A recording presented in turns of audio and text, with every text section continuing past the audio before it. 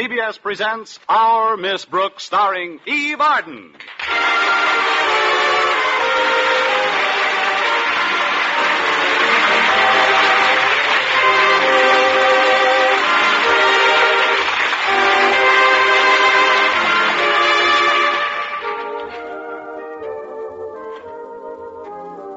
Our Miss Brooks is a school teacher. To be specific, she teaches English at Madison High.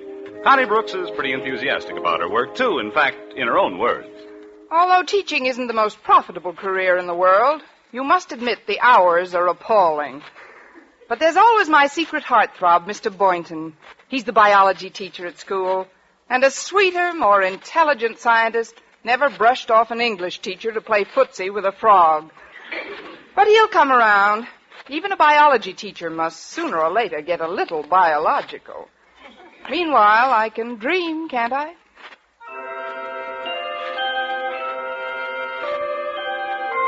Yes, Connie Brooks can dream. Even now, she's in the middle of the sweetest dream of them all. The one that comes right before 7 a.m. Hold me closer, Mr. Boynton. There. Now kiss me. Oh, how does that make you feel? That's what it does to me, too. I'll shut it off.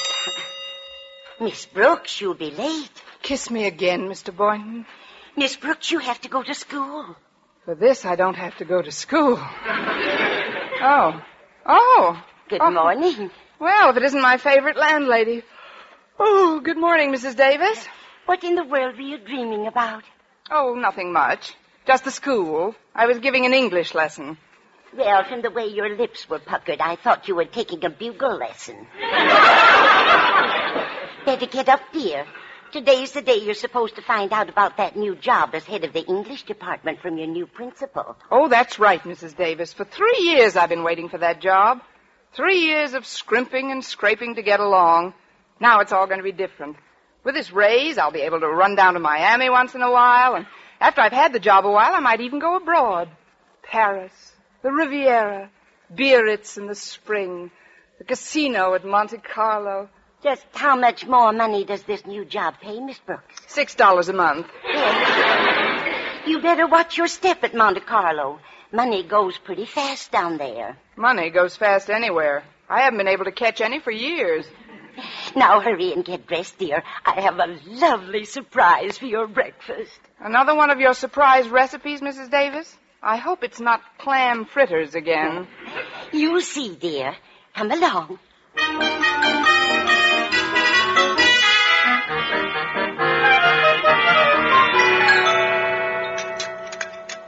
Here you are, dear. Here's your surprise. Armenian pancakes. They've been setting for 5 days. What else could they do? I mean in goat's milk. It takes 5 days for it to get good and sour. Sour goat's milk? Here, try a bite off this fork. Don't pay any attention to the smell. Oh, please, Mrs. Davis, no. Well, just one bite. Tell the truth now. Aren't they delicious? I don't want to hurt your feelings, Mrs. Davis, but if I were the goat responsible for this concoction, I would hang myself by my own beard.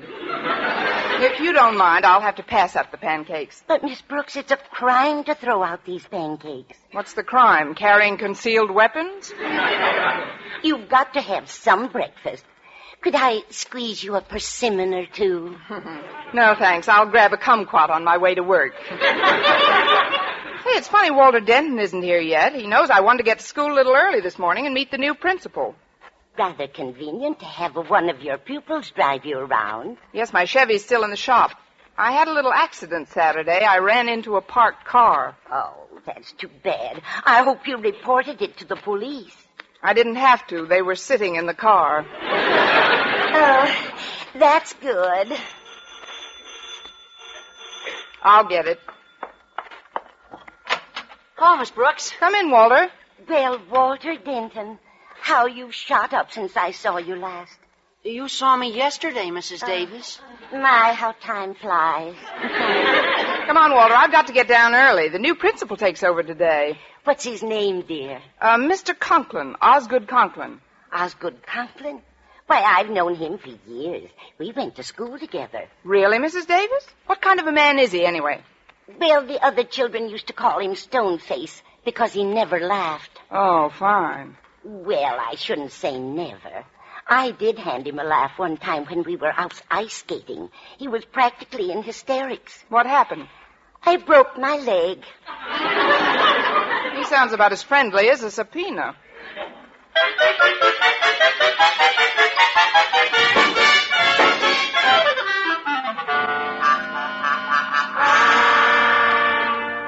I'll correct any nonsense of this new school, Martha, or my name isn't Osgood Conklin. I've heard all about their lack of principle and discipline, and I won't have it. Do you hear? No one is going to interfere with my making Madison High a well-run school. No one. If anyone gets in my way, I'll crush them. Step on them like so many ants. Squash them. That's nice. Pass the marmalade, dear. And help yourself to some more toast. I hate toast. As I was saying, Martha, I'm sure that the faculty at Madison High is totally incompetent. Oh, please, Osgood, you mustn't let it irk you. Irk? Drink a little water, dear. It'll go away. No understanding, no cooperation. Nobody knows what a difficult job I'm faced with. It's awful. Awful. Please, Osgood, can't you talk without barking? Honestly, sometimes I think Prince is the only one who can really understand you. Prince? Don't mention that lazy mutt to me. Look at him over there. Dead to the world. Well, it's getting late. Now, where's my hat? Confound it, where's my hat? Please, dear, don't bark. I'm not barking, Martha. Once and for all, I don't bark. See? He does understand you. Now be sure to drive carefully on your way to school. Oh, don't tell me how to drive the car. I'm not, dear. It's just that after all the work you put in, polishing it on Sunday, I'd hate to see that. Stop worrying. I did the work, didn't I? Ah, look at her out there. Nothing takes a wax polish like a black touring car. Well, Osgood, you'd better get started. You don't want to set a bad example for your new teacher. I'll show them a thing or two. I'll show them. Oh, shut up, Prince. Goodbye, Martha.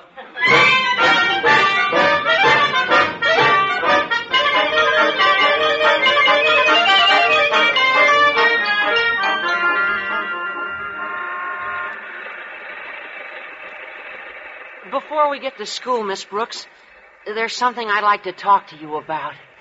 It's a girl. Naturally. Who is it this time, Walter? Well, she's the baker's daughter, Penelope Miller.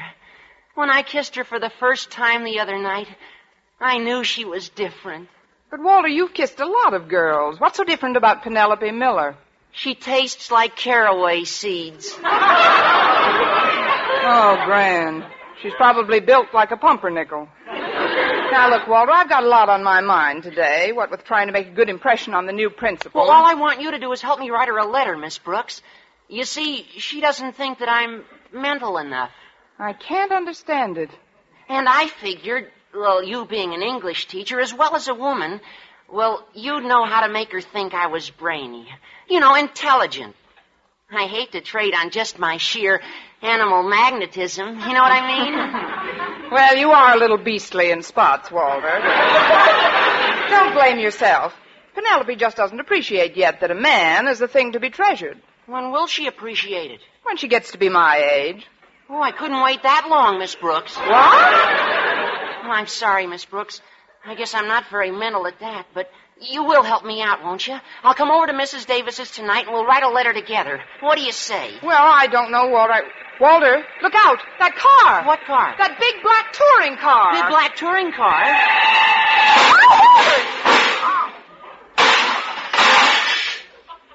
It's not quite as big as it was. You young idiot! Why don't you watch where you... My fenders, my shining fenders lying in the gutter. Walter, put the man's fenders back on. Oh, gee, mister, I didn't You mean didn't mean. Why didn't you look where you were going? Well, gosh, it takes two to make an accident. A brilliant observation. But it just happens that I was only going 15 miles an hour. You should have been going 30. We'd have missed you by a block. Now, see here, you red-haired joyrider. It was probably your fault. My fault? Why don't you learn how to drive that hopped-up hearse of yours? Hopped-up hearse. Now, listen here, young woman. I've tried to control my temper. But if you want to play rough, I can get plenty rough. Walter, I've got to run along. I'll leave you to straighten out Barking Boy. Barking boy. That's the second time today I've been accused of barking. Young woman, I'll have you know I do not bark. Who's your friend? Go home, Prince.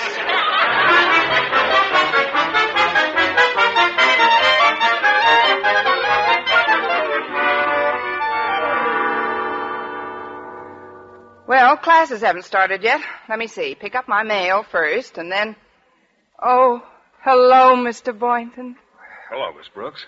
Isn't it a coincidence that we're in the same mailbox? Not an overwhelming coincidence. You see, your last name begins with the same letter mine does.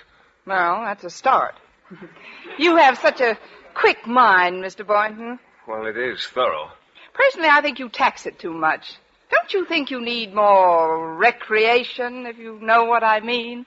Well, carrying on my biology experiments is recreation enough. You don't know what I mean. Of course, I also collect stamps. Oh, that sounds exciting. There's no end to the possibilities. Have you ever tried your hand at beadwork? Well, no, I don't believe I have. Is it fun? Fun? Why, it makes you just tingle all over.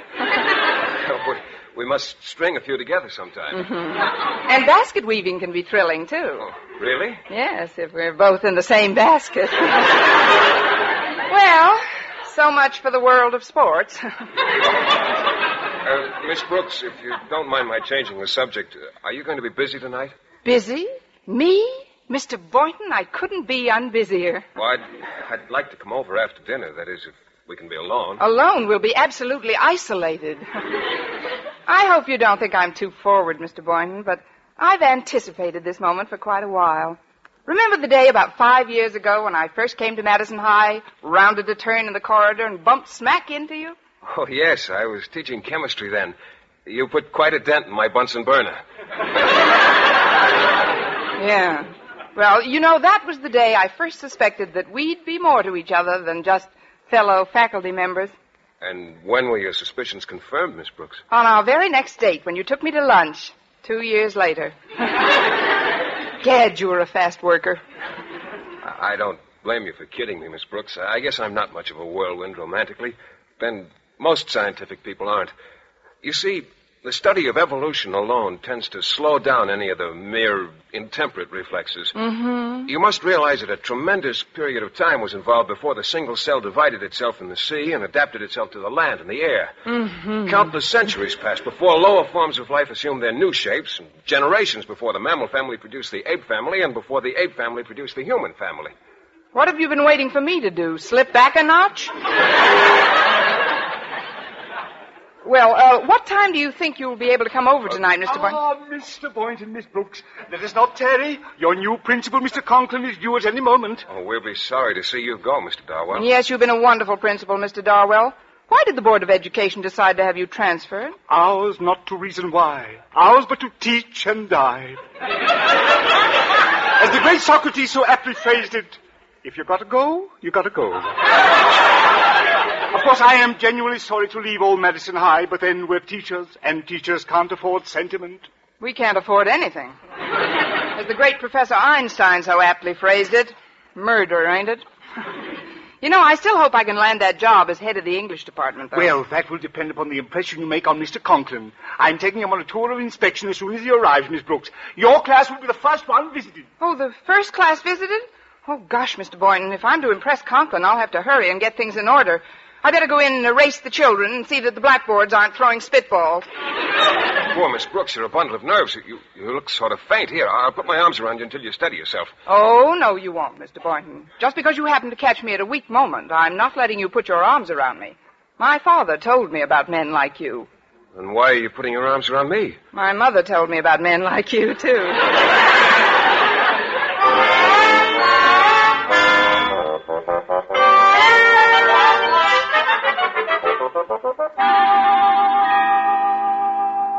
All right now, class. Please let me have your attention. As many of you know, our new principal, Mr. Osgood Conklin, takes over his duties today. So, if he should drop in here at any time, there's no reason for any of us to be nervous, self-conscious, or head of the English department. I mean, we'll just go on in our normal manner. Now, to take up where we left off yesterday. Pardon me, Miss Brooks, but Mr. Conklin and I just happened to be passing by. Oh, why, come right in, Mr. Darwell. This way, Mr. Conklin. Thank you. Mr. Conklin, this is our Miss Brooks. How do you do, Miss Brooks? Glad to make your... Wait a minute. Oh, thanks, Mr. Conklin. Glad to make your acquaintance, too. Oh? You two have met? We sort of ran into each other this morning. Well, this is the young lady in the accident I told you about. Mr. Conklin, I have an idea. Why don't we skip English and drop in on the... Now that I know just who Miss Brooks is, I'm particularly interested in watching her conduct her class. Go right on, Miss Brooks. Well, all right, Mr. Conklin. Now, class, I'm going to read some lines to you, which I'd like you to... I'd like you to... I want you to tell me whom... No, who? I'd like the name of the author of the following stuff. Friends, Romans, countrymen, lend me your ears. I come to bury Conklin, not to praise him. That is to bury Caesar. Hand, please? No hands? You've all got them, you know. Just look at the ends of your sleeves. Oh, there's a hand. Winona. I can always depend on Winona. Who wrote those lines, Winona? I don't know. I just want to leave the room.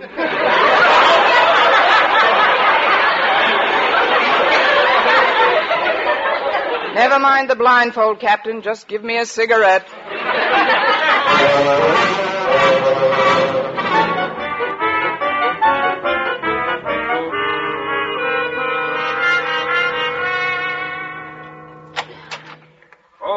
Come in, Miss Brooks. How is everything? Well, frankly, Mr. Boynton, I'm a little tired. I just lost 2 out of 3 falls to Mr. Conklin. Oh, you've met the new principal, eh? What's he like? He looks like he was weaned on a vinegar popsicle. Mr. Boynton, I just dropped by to see what time you're coming over tonight. Tonight? Yes, one of my students is stopping by for a few minutes. I promised to write an intellectual letter for him to a girlfriend he's trying to impress, Penelope Miller. Penelope Miller? Yes, she tastes like caraway seeds. If you could just let me know what time you're coming over. Well, I'm not sure about tonight at all right now. I'm quite worried about Violet. Violet? Yes, the white mouse I use in some of my experiments. Steady, Violet, dear. Steady, dear. I'm just going to hold you for a minute. Mr. Boynton, if you could I don't like the feel of her stomach. Mr. Boynton... It's lumpy. Well, Mr. Boynton, you told me this morning... Well, frankly, Miss Brooks, at that time I didn't know about Violet's condition. You understand I have to... I know. You have to sit up with a lumpy mouse. Well, she's terribly peaked lately. I don't know what it is. I think I better have a look at her cage. Hold on a minute, will you? Here. Miss Brooks, you dropped Violet! She attacked me! Miss Brooks! Miss Brooks, get down off that desk! I can't! Oh, I see her. She's under that... She's under the table! Get her! I'll get her if you just stop that screaming. And let go of your skirts! And this, Mr. Conklin, is our biology laboratory. Why, Miss Brooks, what are you doing on that desk? And where is Mr. Boynton? He's under the table with Violet. With Violet? So that's what goes on in the biology laboratory of Madison High. Oh, but Mr. Conklin, I'm sure... So Mr. am I Boynton very sure. Come, Mr. Darwell. I'll be back when Violet is out from under the table. Oh, no. Oh, I've got her, Miss Brooks. Poor thing was scared to death. Here. And look at her. Isn't she sweet? Isn't Violet a beauty? She's ravishing. And may I tell you something else, Mr. Boynton? What's that? You make a lovely couple.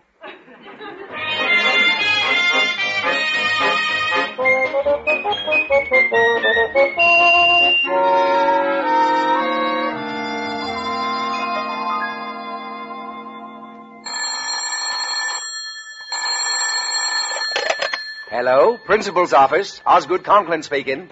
Who's calling, please? Mrs. Davis. Margaret Davis?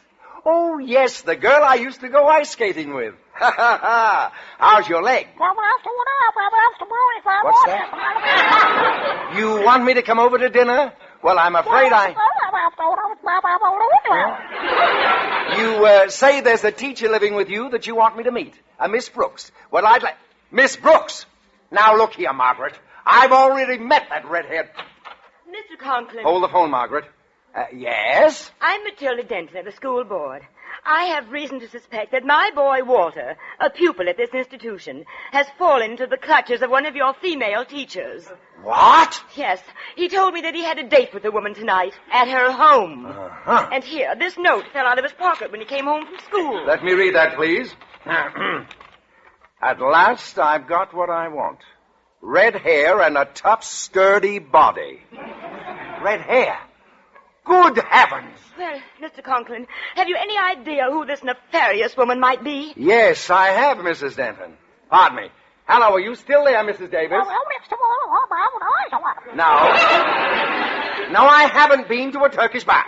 Now, listen. I have reconsidered. I shall be delighted to dine this evening with you and, Miss Brooks.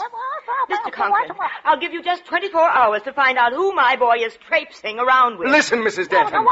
Listen, Mrs. Davis. You'll get to the bottom of this matter quickly, or there'll be a new principal here at Madison High. Quiet, both of you. Don't you bark at me. I'm not barking. Let's go home.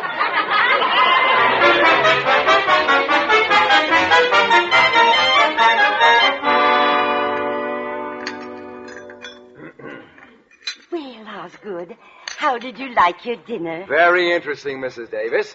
I've never tasted this kind of meat before. Just what is it? It's our usual Monday night supper. Seal burgers. I'll take these dishes into the kitchen and see about the coffee. I make Bulgarian coffee, you know. It's strained through a grapefruit rind. Now then, Miss Brooks, let's get right to the point, huh? What would you think of a teacher who would allow a student to become infatuated with her and then lead him on? I think she was pretty terrible, Mr. Conklin. Who's the teacher? Well, we haven't any positive proof, but the boy's name is Walter Denton. Well, I think they both ought to be arrested. Walter Denton? Yes, Miss Brooks. You can't deny that you were in the car with young Denton this morning? But he was just giving me a lift until my car is fixed. I never see the boy at any other time. Are you sure about that, Miss Brooks? Oh, I'm positive, Mr. Conklin. Must be my laundry. Your laundry at 8 p.m.? I deal with the owl laundry. They only come out at night. Excuse me, Mr. Conklin. I'll be back in a minute. All right, Miss Brooks. Hi, Miss Brooks. I keep you waiting? Yes, but not long enough. Look, Walter, would you come back some other time? Come on, let's get into the living No, room. Walter, no. I'm anxious to get that letter started. Oh, not so loud, Walter. Mr. Conklin is in the dining room. Oh, the new principal? Yes, and if he finds you here tonight, we'll both be out. Osgood, we'll have our coffee in the living room. Hi, Margaret. Quick, Walter, hide. Get behind those curtains behind the window. Well, yeah, but I'll explain later. Get in back of them. Who was it that rang, dear? Oh, it was just a wrong number, Mrs. Davis. On the doorbell? I mean the wrong house number. You seem quite nervous, dear. Oh, I'm all right. Oh, come and get some coffee. It'll calm you down. Thank you. The Bulgarians drink it flat on their back, you know. I'll be flat on my back any minute, and I wish I was in Bulgaria. Why, you're trembling like a leaf, Miss Brooks, and you're all flushed. Well, it is rather warm in here, don't you think? If it isn't too much trouble, Osgood, would you mind pulling back those curtains and opening the window? Oh, no, not the curtains. No trouble at all. I'd be only too happy to open the window. And I'll be only too happy to jump out of it. There we are. Well, where is he? What's become of him? What's become of who? Bobby Breen. He used to send me. Come on over to the couch, Connie. You're still overwrought. Well, thank you. Lay right down here, dear. Oh, no, I'll thank you. get you a pillow. You know, I keep pillows in the window seat just for emergencies. I always say you never know when you need them. Why, hello, Walter. Here you are, Miss Brooks. Just make yourself... Ow! Margaret, what's the matter? Walter Denton, come out of my window seat. Aha! Just as I thought. Miss Brooks, where are you going? I thought I'd run down to the Belgian Congo for the weekend. Sit down, Miss Brooks.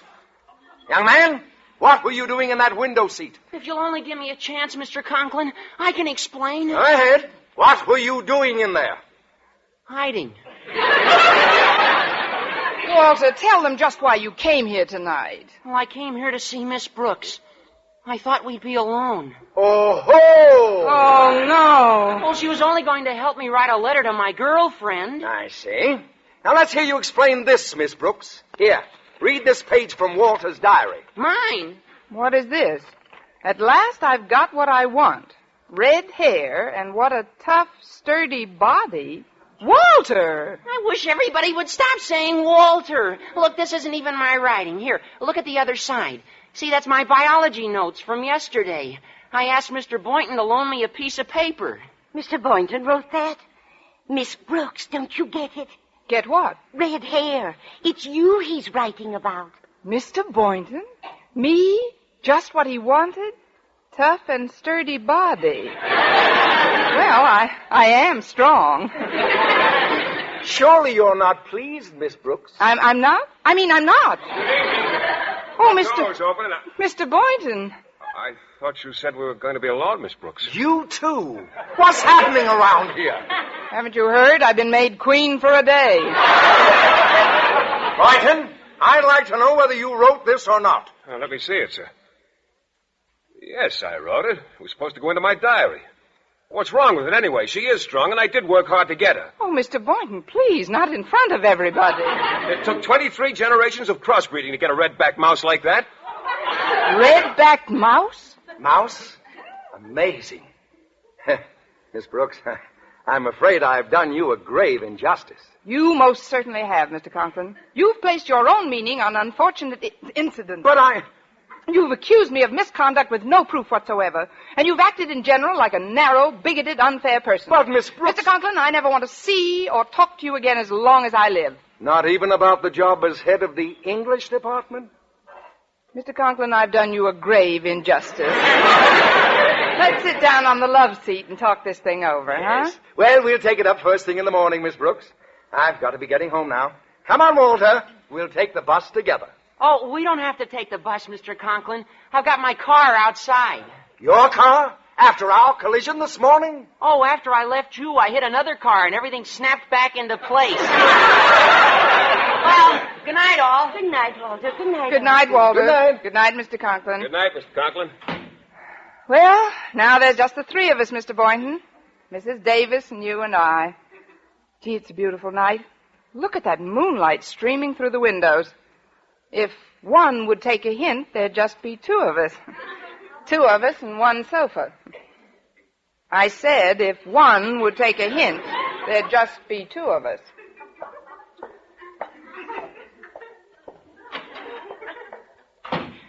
Well, here we are, just the two of us. Good. How about a little gin rummy? That's the deal.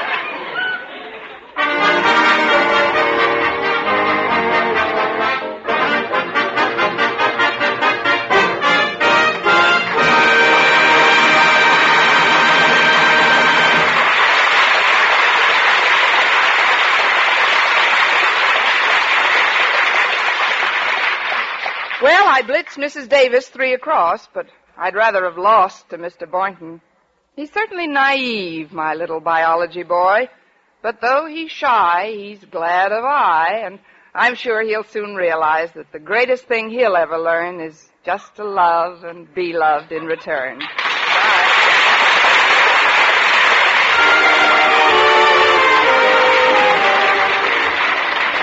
How often have you picked up a newspaper and read about an automobile accident? Chances are you think of accidents like that as always happening to someone else. If you could count on that, there'd be nothing for you to worry about. But chances are also that those very people you read about had the same feeling until something actually did happen to them. All it takes is that one brief moment of carelessness, but it can cause a lifetime of anguish. In almost every automobile accident, there are one or more violations of the law. Yet those laws are made specifically for the purpose of preventing accidents. Our Miss Brooks, starring Eve Arden, is produced and directed by Larry Burns. Tonight's script was written by Al Lewis with music by Wilbur Hatch. Next week at the same time, Columbia will again present another adventure in the far from placid life of our Miss Brooks, starring Eve Arden. Bob Stevenson speaking. This is CBS, the Columbia Broadcasting System.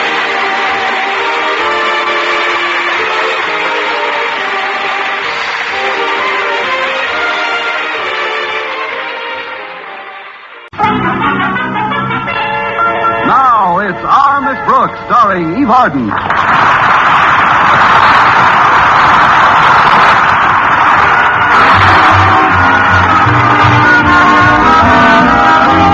Our Miss Brooks, who teaches English at Madison High School, has been going with Philip Boynton for quite some time now. 6 years to be exact. But only once or twice during that period did she have to worry about the eternal triangle. And that's not unusual when your boyfriend is the eternal square. Still, I must admit I did see green about 2 weeks ago when Mr. Boynton began dating a young society beauty named Lucy Fairchild. I got angry, we had an argument, and I finally asked Mr. Boynton to choose between us. Did he want a beautiful young society girl with $1 million, or a steadily employed English teacher with a guaranteed pension in 20 years? Oddly enough, he chose me. And to make my happiness complete, our beloved principal, Mr. Conklin, invited the two of us to spend this past weekend with him and Mrs. Conklin at their cabin on Crystal Lake. Friday morning, my landlady was in my room with me, helping me pack, when she suddenly began to get sentimental. Connie, do you realize this is the first time we've been separated in almost a year? Oh, I am going to miss you, dear. Promise me you'll write every day. But, Mrs. Davis, I'm only going to be gone 2 days. Why, I'd be home before the first letter reached you. Oh, how nice. Then we could both sit down and read it together. Better still, why don't I write the letter now and let you read it to me while I'm packing? I know just what I'd say in it. I'd tell you what a wonderful time I'm having with Mr. Boynton. I hope it comes true, dear. It's just too bad Osgood will be around to pester you two. You're not kidding. Ever since Mr. Conklin saved Mr. Stone by pulling him out of that open elevator shaft, he's been playing the hero role to the hilt. But to spend a weekend with Mr. Boynton, I can even bear Mr. Conklin. Connie, I know it's a touchy subject, but, well, has Mr. Boynton really given up that society girl? Oh, absolutely. Mr. Boynton is through with the Crepe Suzette's crowd. I think he realizes now that we donut dunkers were made for each other. Still, I wonder... Wonder what, Mrs. Davis? Well, it's probably just my imagination, but this whole thing reminds me of a book I read. Oh? You and Mr. Boynton going up to a lonely cabin in the woods. It's before the regular season opens, nobody around. He's torn between you and that society girl. He takes you out in a shaky rowboat. Connie, it's an American tragedy all over again. An American tragedy? Oh, Mrs. Davis, you certainly have an imagination. What an utterly fantastic thought. Oh, of course it is, dear. Of course it is. It's an utterly fantastic idea. Look, Mrs. Davis, for your information, Mr. Boynton has never even read an American tragedy. Now, let's just forget the whole thing. Oh, that's Walter to drive me to school. Come in, Walter. The door's open. Mrs. Davis, please, not a word to Walter about what we've been discussing, or I'll never hear the end of it. Honey, I give you my word, my lips are sealed. And you know when I give anyone my word, I could be drowning and pardon me, dear. Oh, good morning, Walter. And a good morning to the two fairest ladies of my acquaintance. Hey, it looks like you're practically all set for the big weekend, Miss Brooks. Yes, Walter. A mad, glorious weekend away from classrooms, books, and American-born students who refuse to learn the English language. Yeah, but you'll still have old Marblehead. You'll have Mr. Conklin with you. Harriet says that living with him these days is like living with a combination of John Wayne and Fearless Fosdick. Did you see the poem he wrote called Keep Your Head? It covers the entire school bulletin board. 32 stanzas. Did you read it, Miss Brooks? It's all about courage. I read it, Walter, and for the first time I was glad I was a coward. But Mr. Conklin, or no, Mr. Conklin, I'm looking forward to a wonderful weekend. Yeah, I don't blame you. You and Mr. Boynton away together in a lonely cabin in the woods before the regular season opens. Nobody near, no society girl around. Just the two of you out in the lake alone in Mr. Conklin's shaky rowboat. Hey, it's an American tragedy all over again. American tragedy. Why, Walter, that's the most fantastic thing I ever heard of. In the last 30 seconds. Actually, it's a perfectly ridiculous idea. Oh, I wasn't for a minute implying that such a thought would ever enter Mr. Boynton's head. Well, I'm glad of that. Now just forget the whole thing. Only, why has he been reading that book for the past 3 weeks? He's been reading an American Tragedy? Oh, but Connie, what difference does it make? There's probably no connection between the two. Oh, of course not. No connection between the two. None at all. None whatsoever. Absolutely no connection. Now, the whole thing is absurd, Walter. The whole idea of going up to the cabin was Mr. Conklin's, not Mr. Boynton's idea, and I don't expect to go out on the lake up there anyway. Oh, sure. Sure, there's no comparison between the two situations. I'm sorry if I made you nervous, Miss Brooks. Nervous? Me nervous? Don't be silly, Walter. Connie, I don't want to rush you, but don't you think you should be on your way to school? Right, Mrs. Davis, I'm all ready. Come on, Walter. Let's get into your boat and row to school.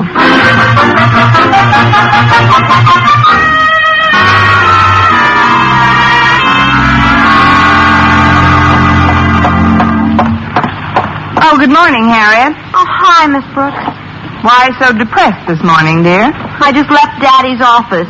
If you were just entering, you'd have an even better reason. Oh, honestly, since Daddy rescued Mr. Stone a few weeks ago, there's simply no living with him. Mother says she's heard so many stanzas of his poem, Keep Your Head, she's losing hers. Gosh, I certainly don't envy you being up at Crystal Lake with Daddy over the weekend. Well, with Mr. Boynton along to keep me company, I'm certain I'll manage.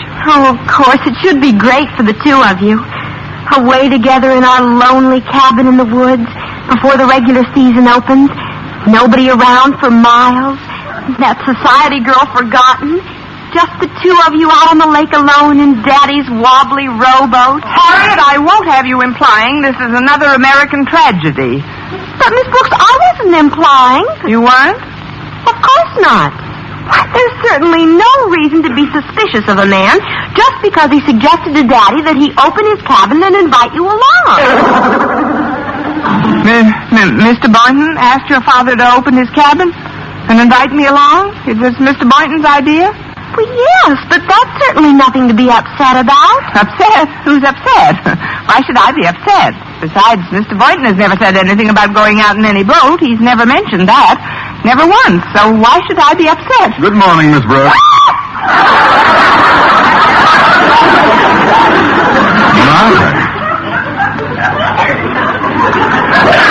What did I do to deserve such a charming greeting? Now step into my office, please. I want to have a word with you. Yes, sir. I'll see you later, Harriet. Bye, Miss Brooks. You needn't sit down, since this won't take a minute, Miss Brooks. I presume you've seen my poem on the bulletin board. I posted it yesterday, just before lunch. You couldn't miss it going to the cafeteria. Did you read it? Yes, sir, and it saved me lunch money. I read it, sir. The first two stanzas I consider the most important. Keep your head, by Osgood Conklin. When others about you show panic and fear, just keep your head and never lose cheer. The world makes room for the heart that is brave, so just keep your head. Ride the crest of the wave. Miss Brooks, tell me truthfully, have you ever heard anything so inspirational? Not since Casey at the bat. Now, on my desk this morning was this piece of paper, and on it is a dastardly satire some ignorant buffoon made of those precious verses. Go on and read it, Miss Brooks. When others about you show panic and fear, just keep your head like a good glass of beer. The world makes room for the heart that is brave, so just keep your head. You'll have something to shave. Who could have done this to me, Miss Brooks? Who could have played this ghastly trick on Osgood Conklin? Who? Miss Brooks, are you listening to me? Oh. Did you hear what I said? Oh, pardon me, Mr. Conklin. I really don't know who could have written it. Will you excuse me now, sir? I'm not myself today. I feel a little nervous. Oh, well, then this weekend with us up at the lake will do you good. You'll have plenty of opportunity to be alone with Mr. Boynton. You've always wanted that, haven't you? Yes, but not quite this way. That is, it should be nice, sir. It certainly should be for both of you. But something he asked me yesterday has me a little puzzled. Something he asked you? Yes. He asked me, did I have a good, strong rowboat? Good, strong rowboat. He asked you that? Well, when did he ask you that? Right after he asked me how deep the middle of the lake was. How deep the middle of the lake was? Well, yes. Looks like Mr. Boynton plans to drown you. Why, what's the matter, Miss Brooks? Where's your sense of humor? I was only joking. I'm certain such a delightful, hideous thought never entered Boynton's head. Oh, no, I'm certain it didn't, sir. Absolutely certain. Now, if you'll please excuse me. Miss Brooks, where are you going? Down to the pool to learn to swim.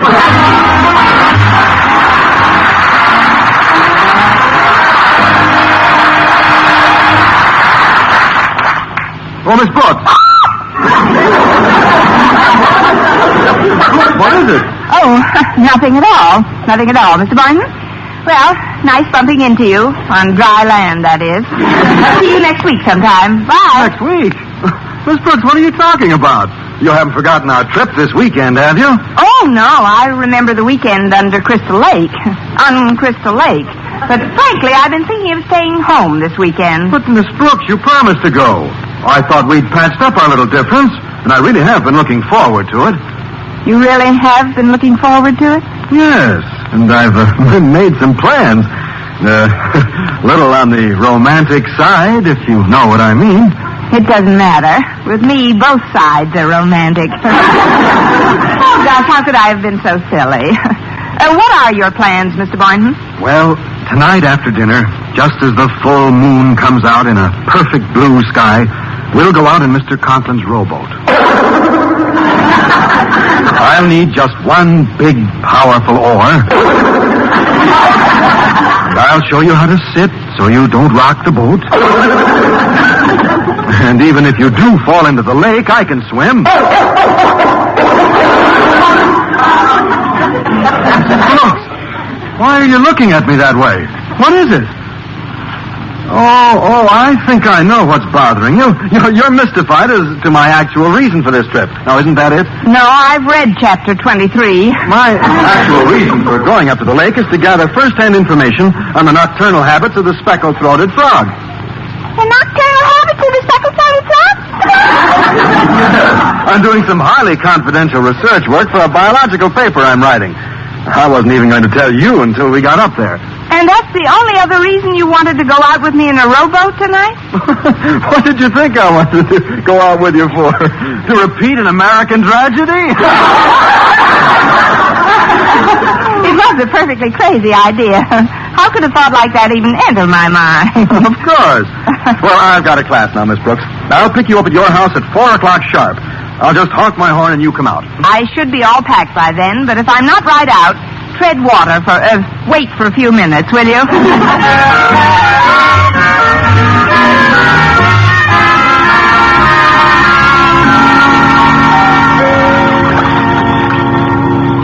Osgood, ever since we arrived at the cabin 3 hours ago, you've been behaving ridiculously. Now come out of that rowboat this instant. Quiet, passion flower. Believe me, Boynton has gone completely berserk. Everything he's done so far clearly indicates he plans to marinate Miss Brooks tonight. Osgood, please stop hiding under that tarpaulin. They're bound to see you sooner or later. Believe me, Poopsie girl, your Osgood knows what he's doing. I've collected facts from Walter Dent and Harriet and Miss Brooks herself, and there's no question about it. Boynton plans to end his romantic obligations to Miss Brooks by bashing her over the skull and using her as bass bait. But I am going to save her. Save. Osgood, since you pulled Mr. Stone out of that elevator shaft and became a hero, you've been simply impossible. Now, please get out of that boat before they come down here. Worry not for your Osgood's safety, my pet. He knows how heroes are expected to act in emergencies, and he shall not be found wanting. The world makes room for the heart that is brave, so just keep your head. And you'll have something to shave.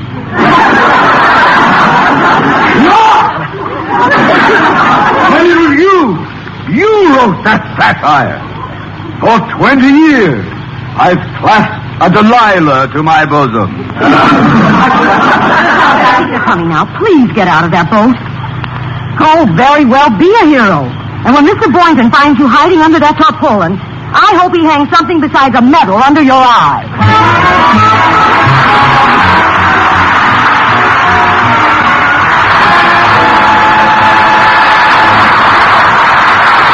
Miss Brooks will return in a moment. You know, being a good driver is more than just turning on the ignition and stepping on the gas. You have to know where you're going, look where you're going, and getting there depends on the brakes. Have you checked your brakes lately?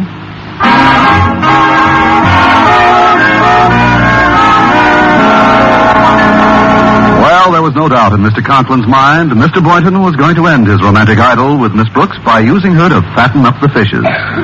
So, to prevent another American tragedy, when the two took his rowboat out on Crystal Lake, he hid himself under the tarpaulin. Oh, gosh, isn't it nice and peaceful out here on the lake, Mr. Boynton? Oh, it sure is, Miss Brooks. I wonder if you'd mind. That is, well, can I hold your hand? I doubt it. We're about 8 feet apart. You could sit closer. Why don't you sit on that tarpaulin? Oh, no, thanks. I tried it before, and I felt like I was sitting on a mass of whale blubber.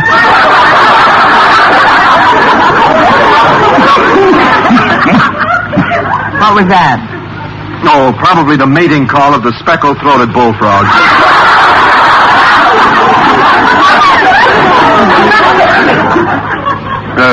Would you like me to tell you about the love life of the frog, Miss Brooks?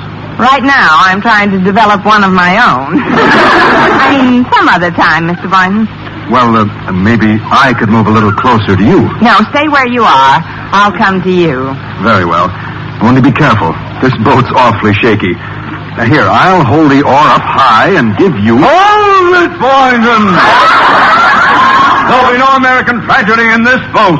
Mr. Conklin, then it was you under the tarpaulin. See? I told you it felt like a mass of whale blubber. Mr. Conklin, what are you doing in this boat? What am I doing? Miss Brooks, wherever a human life is in peril, there you will find Osgood Conklin. Confess, Boynton, what are you doing out here on the lake with Miss Brooks and that oar? We're rowing around studying the nocturnal habits of the speckled bullfrog. Good boy, I knew if I put it to you that way, you'd confess. You were going to bash her head in, drown her, then swim to shore and plead that you're rowing around studying the habits of the speckled bullfrog!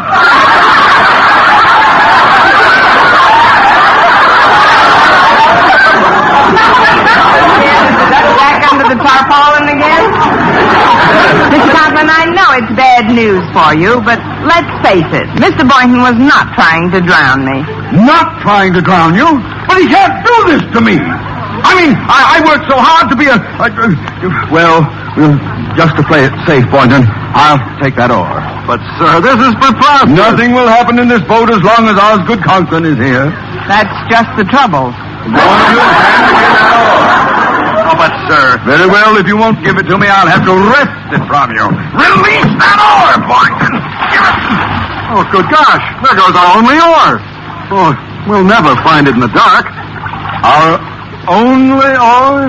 Yes, and heaven knows where we are on this lake. We've been drifting for an hour. We're probably miles from land by now. How are we going to get back without an oar? Sir, frankly, I'm worried, too. There's no one else on this lake. Who knows how long we'll be out here? And why are we all so nervous? True, this is a period of crisis, but luckily you have Osgood Conklin aboard. I shall be your captain. We're dead. What Mr. Boynton said is right, sir. It might be days before we're rescued. There's nothing to eat in the boat. With a little ingenuity, Boynton, we'll find something to eat. Don't look at me, sir. I'm indigestible. But first, I'll run this ship the way it should be run. Mr. Boynton, you will sit fore and keep a sharp lookout for smoke on the horizon. Miss Brooks, you may sit aft and troll for small fish with a bobby pin tied on a shoelace. And I shall sit here and steer the boat manually using that good old North Star as my guide. But, sir, that's the moon you're pointing at. And I thought it seemed a rather odd shape for a star. Let's try to get organized, shall we? Clear thinking is the ticket. Lacking an oar, we shall need to improvise a sail immediately. I'll need some large white garment. Miss Brooks? You won't get a stitch from me. Well, then, Boynton, I suggest we use your shirt as a sail. Second the motion. And let's throw in his undershirt, too, sir. His shirt ought to do nicely. Well, sir, can't we wait until morning for all this? You'll obey orders, Boynton, while I am captain of this ship. Below, sir. We can dispense with your levity, Miss Brooks. And now, before anything else, as a source of hope and inspiration, let us all bow our heads and prayerfully intone the first verse of my poem, Keep Your Head. By Osgood Conklin. Why not let me try to swim to shore for help, sir? But, Miss Brooks, you can't swim. Well, there's no time like the present to learn. Say, am I imagining things, or is this boat sinking? Sinking? Holy cow, you're right. There's a leak. A leak? Where? Good grief! Water's coming in. There is a leak. The boat's sinking. I can't swim. I don't think this boat can last 5 minutes the way the water's coming in. Maybe much less. Well, keep your head, boy. Don't get panicky. Don't get panicky, boy. You'll need all your head. All of it, every ounce of it. Just hold me ashore. Oh, you ashore? What about me, sir? I can't swim either. And you know the tradition of the sea. The captain goes down with his ship. Not in this ship. Grab my hair, boy. Don't just sit there. Keep a clear head, boy. Clear. Here, grab my arm. Which arm do you want? Take your choice. Help me, boy. Help me. Steady, sir. Let's not lose our head. Just think of your poem, sir. When others about you show panic and fear. Oh, stop that idiotic balderdash! Now help me, Boynton. I have a wife and family. Miss Brooks has no wife. Nothing.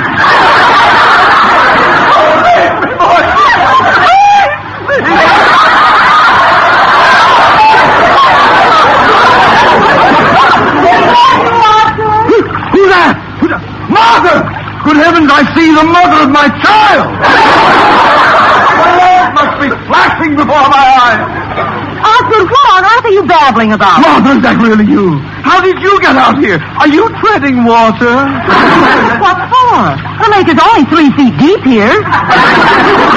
Scouting, so I put on your hip boots and waded out. It's only 3 feet deep here? Now will you let the women and children go first?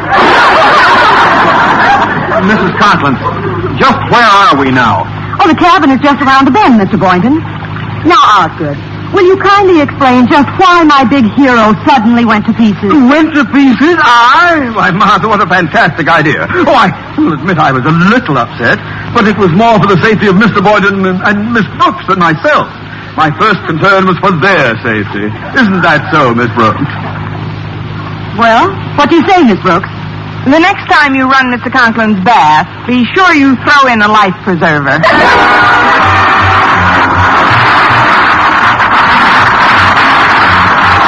Honest Brooks, starring Lee Martin.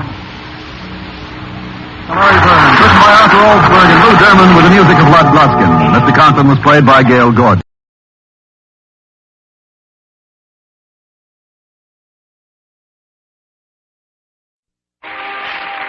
Our Miss Brooks teaches English at Madison High School. She's very fond of her pupils, and they're very fond of her.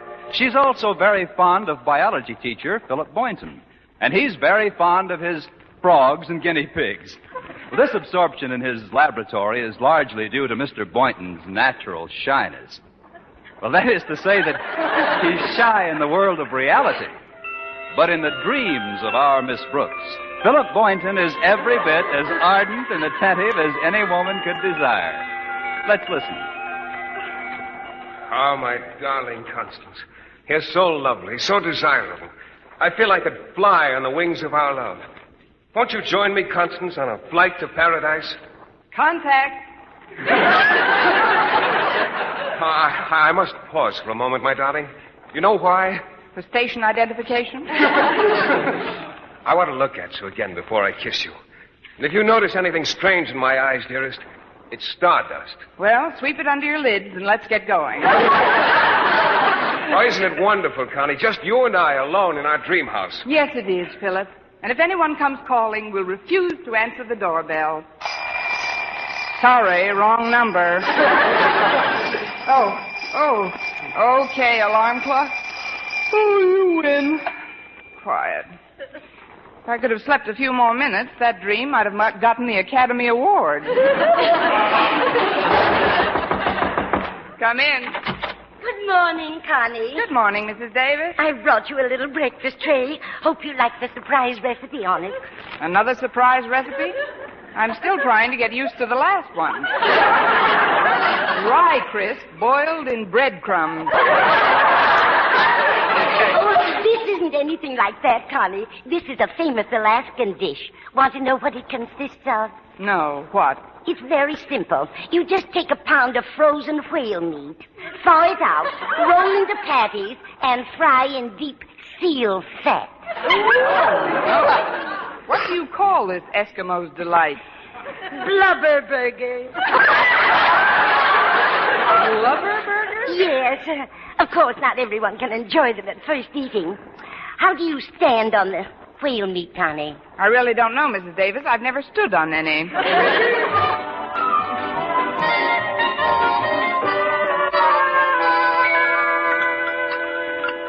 It was nice of you to bring a tray into my room, Mrs. Davis, but I'd rather have breakfast out here in the dinette with you. Oh, thank you, Connie. But you haven't had a thing but a glass of milk. I know. You can't fry that.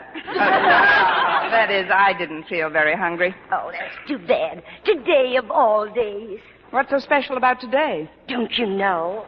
Let's see. Oh, certainly. Yesterday was payday, so today must be rent day. What do I owe you, Mrs. Davis? I'm not worried about the rent, Connie, although I could use a small loan. How much? Well, $5 would do nicely. It's for a donation I promised the Ailing Newsboys Fund. All right, Mrs. Davis, I can let you have $5. You sure you won't miss it? No, I won't miss it. The people I owe the payment on my car might miss it, but I'll take care of that later. I've had my eye on a bag in Justin's department store, and I've decided to throw caution to the winds and buy it this afternoon. The one you told me about, green alligator skin? That's the one. Of course, I'll have to postpone a lot of my time payments. The car, my coat, the watch I bought for Mr. Boynton, but it's worth it. Wait till you see that bag, Mrs. Davis. But what about your creditors? What'll you tell them? I'll write them all polite letters. Letters? What'll you say? Oh, I'll think of something. I'm an English teacher, ain't I?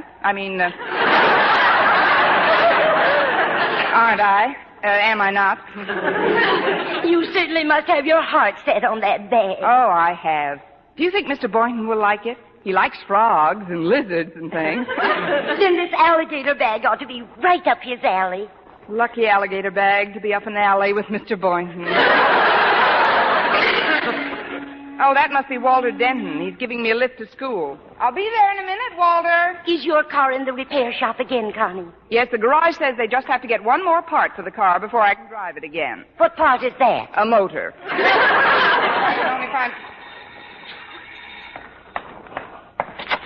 Hello, Walter. Come in. Thanks, Miss Brooks. I just came in to tell you to be sure and bring a coat with you this morning. It's colder than a school teacher's heart out. I mean, some school teachers' hearts, Miss Brooks. You're a warm one. Thanks, Walter. You can butter me up on the way to school. I'll go get a coat. I'll just be a few minutes.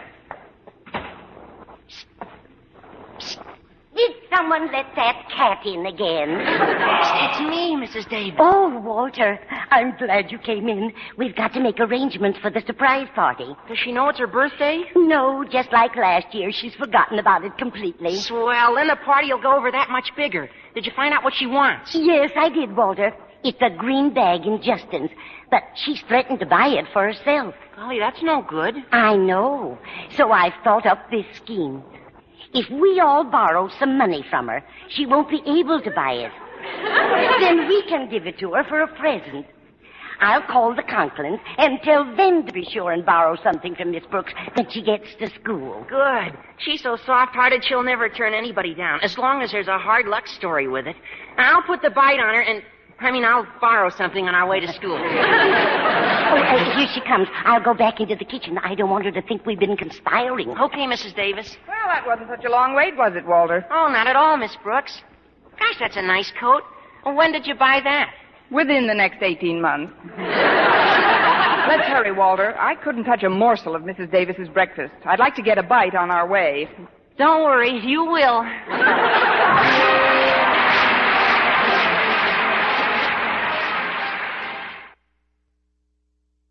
Palmolive Soap is giving away prizes worth $67,000. A grand prize of $25,000 in one lump sum, or $100 a month for life. And that's not all. There are over 2,000 prizes in Palmolive's big treasure chest contest. Ford sedans, Westinghouse laundromats, Fromm Silver Fox scarves, Toastmaster toasters. and it's easy to enter. Complete the last line of this jingle. A fresher, brighter-looking skin is something I would like to win. I'll get Palmolive soap today.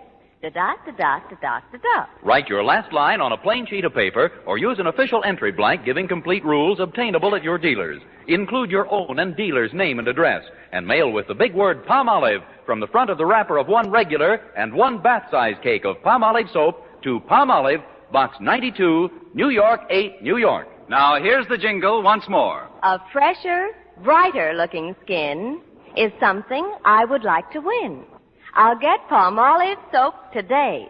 Da-da-da-da-da-da-da. Mail your entry to Palmolive, Box 92, New York 8, New York. Get Palmolive soap for a lovelier complexion. Remember, doctors prove Palmolive's beauty results. I just had a tune-up job done in the car, Miss Brooks. Runs pretty smooth, doesn't it? Yes, it does, Walter. What kind of a car was this? Is this? A 1938 Hudson. Certainly held together for the past 10 years. So have you, Miss Brooks. Not that I'm comparing you with a car or anything, but, well, you're still so youthful. Nature's treated you extremely well. Why, you haven't even got any crow's feet. Nature probably knows I can't afford shoes for them. I don't like to keep bothering you with my personal problems, Miss Brooks, but could I once more? Could you once more what, Walter? Bother you with a personal problem. It's about a financial matter. What kind of a financial matter? A loan? Are you asking me or telling me? I'm telling you? I'm telling you. I'm broke. Really? How long have you been a school teacher? No, I'm serious. I've just got to get some money somewhere. It isn't like it was for myself. I wouldn't even ask if it was for myself. Who is it for? It's for a friend of mine. He's an iceman, and his horse fell down the other day, and he's laid up in the barn now, and my friend hasn't been able to sell any ice. Oh, that's too bad, Walter. He doesn't know when the horse will be on his feet again, and he's just had a baby. The horse? No, the Iceman. Well, that's a switch. His wife is sick, you see, and they haven't got enough money to buy milk to feed it. Let alone the other 7 children in the family, plus oats. Sad, Miss Brooks? Saddest thing since Camille. How much do you want to borrow, Walter? $5 would help a lot. Okay, here you are. Gosh, thanks. Are you sure you won't miss it? No, I won't miss it, Walter. The people who sold me this coat may miss it, but I'll take care of that later. Thanks again. You don't know what this money will do for these people. And you'll get it back just as soon as my friend's foot heals. Your friend's foot? I thought it was the horse who fell. The horse? Oh, sure. But didn't I tell you? When the horse fell, my friend tried to lift him up and sprained his own ankle. Oh, great. Between his sick horse, sprained ankle, and having a baby, your friend is the busiest iceman I ever knew. Well, we're right near school. Oh, gosh, I got so wound up talking about my poor friend, I forgot to stop and let you get some breakfast. Well, after that story, Walter, I'd feel guilty eating anything but hay. I'll have an early lunch in the cafeteria. Okay, Miss Brooks. Well, here we are. Thanks, Walter. Say, isn't that Harriet Conklin going up the steps? Yeah, that's Harriet. Oh, you better hurry. She's anxious to talk to you. How can you tell from the back of her neck? I'm psychic about some things. Go ahead, Miss Brooks. All right, Walter. See you later. Good morning, Harriet. Oh, good morning, Miss Brooks. I'm so glad we bumped into each other before school starts. I've been very anxious to talk to you. Walter is psychic at that, among other things. What did you want to talk to me about? Well, it's rather embarrassing. Not that you're hard to talk to or anything, but, golly, I just don't know how to say it now that we're face to face. Well, we'd look pretty silly chatting back to back. What seems to be the trouble? Well, it's really not my trouble, Miss Brooks. It's just that I've got to get some financial assistance for a friend in need. What friend, Harriet? Well, it's a little boy I know. He comes from a very poor family, and in order to help his folks, he shines shoes after school. Now, he's got a little dog that helped him get his business started. What did he do, put up the money? No, Miss Brooks. He used to do tricks and attract customers. But just the other day, he fell down and hurt his foot. Now, the poor little dog can't even get downtown anymore. Well, I can get him a lift downtown if he doesn't mind riding on a lame horse. I don't understand. Well, I don't either, but how much do you want to borrow? Well, right after he was hurt, they took the little dog to a hospital, and the bill there was $8. He must have had a semi-private room. Well, here's the $8, Harriet. Oh, thank you, Miss Brooks. You sure you won't miss it? No, I won't miss it. The people I owe the payment on my watch might miss it, but I'll take care of that later. Anyway, I still have enough left to pick up that bag at Justin's this afternoon. You have? Oh, I mean, what bag? A green alligator job that I've had my eye on for weeks. Oh. Well, before you go to your room, Daddy would like you to stop in at his office. Uh-oh, what have I done now? Why should you think you've done something, Miss Brooks? Golly, just because Daddy's a principal is no reason for anybody to be afraid of him. No, maybe you're right, Harriet. Good morning. Morning, Daddy. See you later, Miss Brooks. Bye, Harriet. Will you step into my office a moment, Miss Brooks? Certainly, Mr. Conklin. At ease. Have a chair. Yes, sir. As you know, I was a major in the last war. Spent almost 4 years in charge of the post exchange at Camp Bobrick, Ohio. Stout fella. Yes, although I've been returned to the arms of my loved ones for over 2 years now, I opened my last box of Hershey's in 46. I must confess there are aspects of military life which bear remembering. Such as? Oh, the camaraderie, esprit de corps. Don't you agree, Miss Brooks? Oui, mon capitaine. Now, you've been teaching at Madison High for over 5 years, haven't you? That's right, Mr. Conklin. And in that time, I've had a lot of esprit de corps, but very few raises. I think the last one was way now, back in... let's not talk shop, Miss Brooks. I realize that you haven't had a raise in some time, but after all, it's a universal complaint these days, and one which can't be remedied overnight. Meanwhile, you get by very nicely on the money you earn, don't you? Well, speaking frankly... That's the only way to speak, Miss Brooks. Now, if you don't mind, I'll come to the point. I've got to have some financial assistance for a friend of mine in distress. Another one? This poor chap was one of my GI assistants during the war. Just a corporal, but I recommended him for a War Department citation. Really? Yes. You never saw anyone fill a Coke machine like this lad. As for stacking Kleenex boxes, well,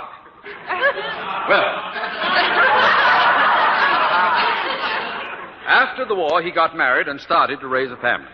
That was 3 years ago, but luck didn't favor this boy. He lost one job after another. Things went from bad to worse. You mean he became a teacher? No laughing matter, Miss Brooks. He's just written me that his wife is going to have another baby. They're 4. In 3 years?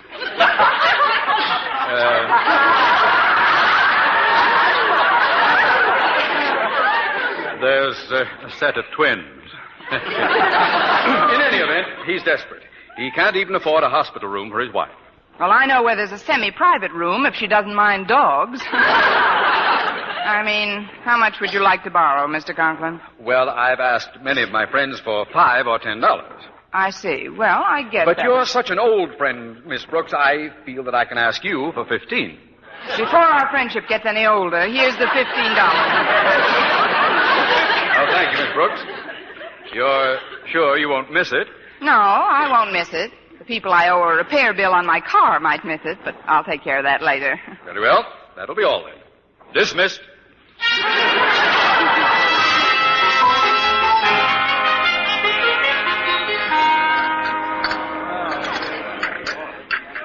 Oh, excuse me, Miss Brooks, but may I sit at this table with you? The school cafeteria is pretty crowded today. Oh, sit down, Mr. Boynton. You'll forgive me if I go ahead with my lunch. Oh, of course. I want to eat this salad while it's still warm.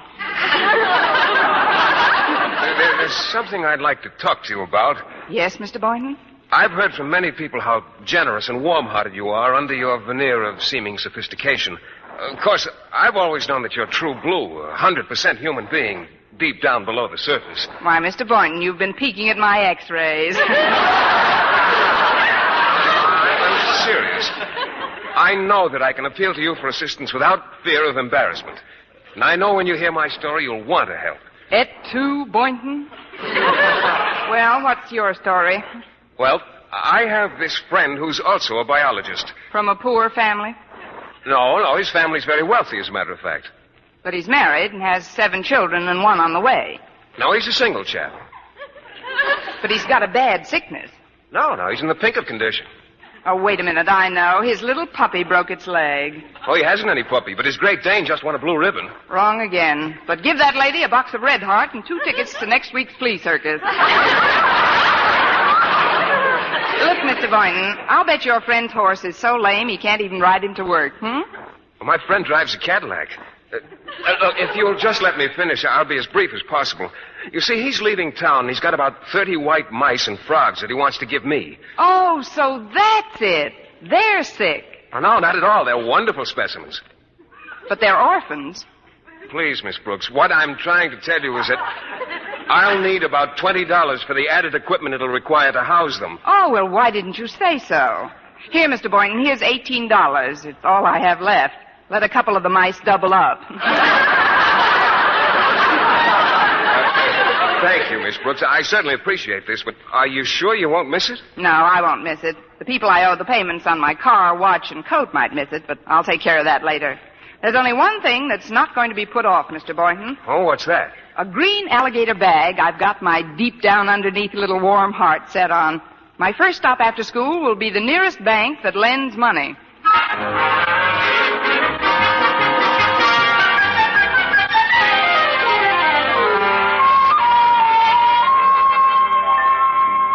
All right. Attention. Quiet, please. Now then, Harriet, it was your idea to have this surprise party for Miss Brooks. Suppose you outline the plan. All right, Daddy. First of all, did we all borrow enough from Miss Brooks to keep her from getting that bag she wants? Mrs. Davis and I took $5 each from her. I nailed her for I appropriated 15. And she loaned me $18. Good for you, Mr. Boynton. I'm afraid it's not good enough, Mr. Conklin. She told me at lunch she was going to the bank and borrow the money for the bag. Oh, golly, that'll spoil everything. I know. Why don't we call the store and tell them under no circumstances to sell her that bag? Tell them we're buying it. Excellent, Walter. It's a wonder that agile mind of yours doesn't function quite so efficaciously in the schoolroom. Gosh, thanks, Mr. Conklin. Then I'll run down to the store, pick up the bag, and take it home. Now, who'll get Miss Brooks and bring her over to our house? Oh, I will. I'll call for her at about 5 o'clock and bring her over to your house at 6. Fine. Now, synchronize watches, everybody.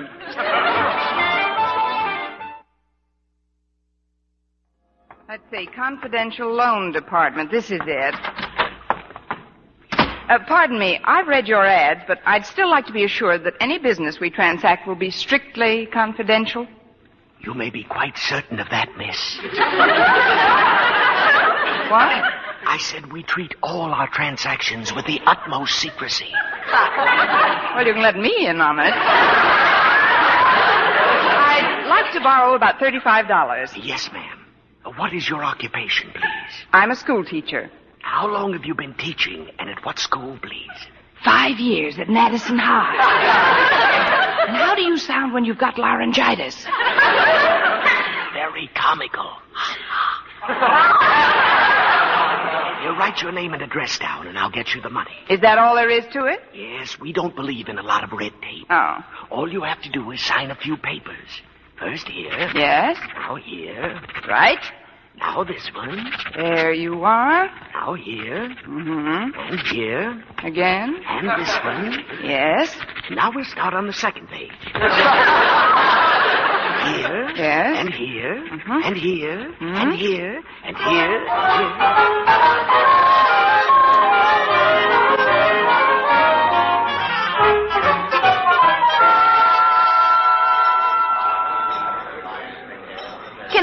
you, madam? It's Miss Brooks. I'd like to see an item your department has been featuring in your window display. What item is that, Miss Brooks? It's a green alligator. What? A green alligator. I've seen it in your window every day for weeks now. Have you ever heard of Alcoholics Anonymous? You mean to tell me you don't know what I'm talking about? Oh, not at all, Miss Brooks. You know you don't know what you're talking about, don't you? Or do you? Of course I do. Let's start all over again. There's a purse made of green alligator skin that's been in your window for the past... Oh, that thing. Oh, you wouldn't want to own that. Why, it wouldn't do a thing for you. It wouldn't have to. I've got a job. May I see it, please? Funny thing about that model, I sold the last one not a half hour ago to, Miss H. Conklin, I believe. Well, couldn't you get one just like it if I... H. Conklin? That's Harriet. Why, that little demon. Maybe if I get her another bag, she'll trade me the green one. No, she wears a lot of green. Besides, she has alligator shoes, too. Well, I might as well go over to her house and see what I can do, anyway. I didn't mean to eavesdrop on your monologue. But, H. Conklin won't be home for a while. She said she had a lot of shopping to do. And then she's going to get a manicure at Antoine's. Well, I'll go to her house and wait. Thank you, and good day, J. Edgar Hoover.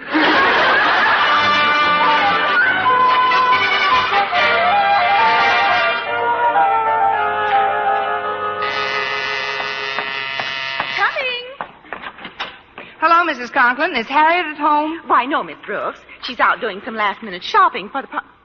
Miss Brooks! Isn't it terribly early?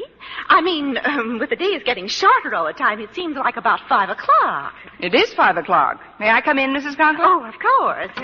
Who's that at the door, Martha? Oh, it's you, Miss Brooks. Hello, Mr. Conklin. Martha, did Harriet get back with all... Miss Brooks! Isn't it a little early? I mean, it only seems like 5 o'clock. 5-1. Down here in the living room a minute, Miss Brooks. Osgood, I'd like to talk to you. Yes. Will you excuse us, please, Miss Brooks? Surely. What happened? Why did that so early? Well, I don't know what it was. Somebody must have flipped up. That's all I gotta say. I wonder if they've had a confidential loan lately. I'll be right there. Hello, Walter. Hello, Mrs. Conklin. I got all the stuff. Funny hats, noisemakers, confetti, and streamers. Oh, come on in the living room and we'll start decorating the place. But, Walter, look who's here, Walter. Hi, Miss Brooks. Hi, Walter. Now, we'll take the streamers and we'll start in this corner of the room and we'll... Miss Brooks! When you hear the tone, the time will be 5-2. This one's on me. Oh, hello, Mr. Conklin. I was just over to Mrs. Davis's house, but you... Say no more, Boynton. Come into the living room. Hello, Mr. Boynton. Hi. Oh, hello, Mrs. Conklin. Walter. Hello, Mr. Boynton. Oh, hello, Miss Brooks. As I started to say, Mr. Conklin, I went over to Mrs. Davis's to pick up Miss Brooks, but she... Miss Brooks! I know I'm terribly early, but I wish I knew for what. I'll answer it. Must be Harriet. Hello, dear. Mrs. Davis. Come in, won't you? I got the bag, Mother, and I had it gift wrapped. Oh, it looks just super. I brought the cake, Martha. Well, hello, everybody. Hello, Mrs. Davis. Harriet. Hello, Miss Brooks. Well, there's nothing else we can do now but wait. Miss Brooks! If somebody says Miss Brooks once more, I'm going to change my name to Lucy Pumpernickel. Well, I guess the cat's out of the bag now. We might as well tell her. Miss Brooks, this little gathering is in honor of your birthday.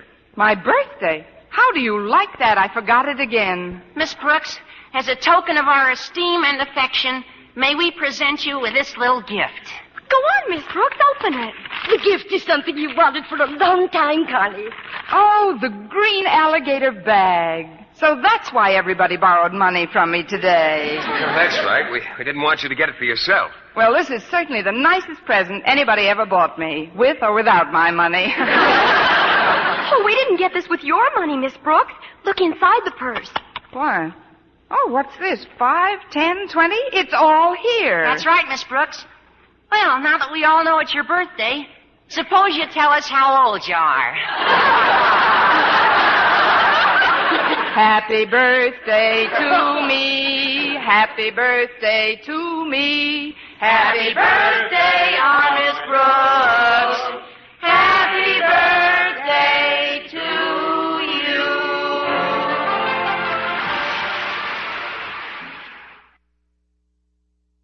And now, once again, here is our Miss Brooks. So you see, I won't need the $35 I borrowed from you people yesterday. Here it is. Fine. The interest is practically nothing. Oh, that's nice. May I have a receipt, please? Of course. Just sign here. Yes. And here. Yes. And here. Yes. And here. Yes. And here.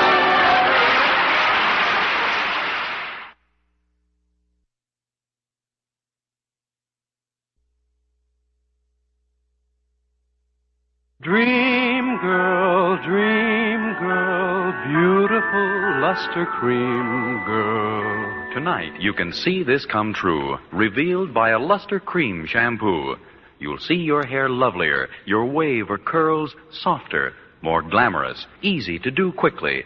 Even in hardest water, Luster Cream shampoo leaves hair 3 ways lovelier. Fragrantly clean, easier to manage, brilliant with sheen. Don't wait. Tonight, use Luster Cream shampoo. Not a soap, not a liquid, but a dainty magical cream. Discover why it's by far the top favorite cream shampoo. Get the big jar, $1. Smaller sizes, either tubes or jars. Tonight, you can be a Dream girl, beautiful luster cream girl. You owe your crowning glory to a Luster Cream shampoo.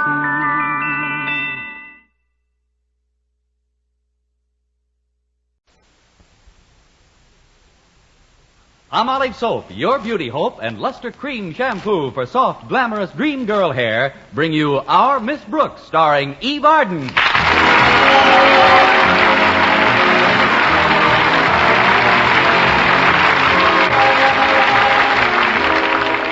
Our Miss Brooks teaches English at Madison High, but one of her favorite subjects at school is biology. Or to be completely honest about it, biology teacher Philip Boynton. He's tall, dark, handsome, and painfully timid. But Connie Brooks is still hopeful. In her own words, I'm still hopeful that he'll look up from his experiments one day and decide that I compare favorably with some of his higher type frogs. Somehow I feel that if I could just be alone with him a few hours, he wouldn't mind my not being wart green. It looked like last Saturday was going to be the day. I was thinking about my plans when my landlady, Mrs. Margaret Davis, obeyed my instructions to wake me at 8:30. Connie, wake up, Connie. It's 8:30. Oh, come in, Mrs. Davis. Good morning, Connie. How did you sleep? Pretty well, Mrs. Davis. How about you? Well, I wasn't going to mention it, but now that you ask, my insomnia's got me a little worried. You see, for the past 3 nights, I've gone to bed at 9:30 and slept right through the night. Well, what's wrong with that? I missed the sleeping pill I'm supposed to take at 10. But I guess I'll be all right. Tell me, Connie, why did you leave me a note to wake you? What happened to your alarm clock? Oh, it met with an accident yesterday morning. What kind of an accident? I threw it in the bathtub and stamped on it. Thanks for getting me up, though. I've got to be down at Carney's repair shop at 10. That's when they promised my car would be ready. Oh, goodness, it's about time. How long has your car been in that repair shop, Connie? Off and on, about 12 weeks. How long have you had your car? Off and on, about 12 weeks. I hope it holds together today. I'm driving Mr. Boynton to the football game with Clay City High. Madison didn't play them last year, did it? No, this is the first time. They say Clay City's an awfully nice little town. It's about 60 miles from here, I understand. 55 as the crow flies.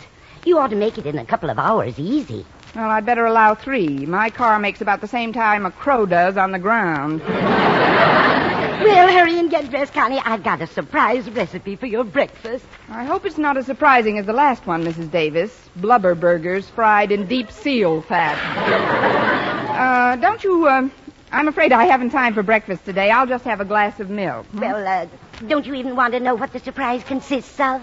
Oh, no, thank you. Well, I'll save it for you till tomorrow. It'll keep fine, although a little penicillin may form on the mold. Probably do it a world of good. Well, I have to be running along now, Mrs. Davis. I've got to get in my car, pick up Mr. Boynton, and then it's off to Clay City. Just think, we'll be alone together for 55 whole miles. Oh, wonderful, Connie. I hope Madison runs up a big score. Me too, but I'm more concerned about scoring with Mr. Boynton.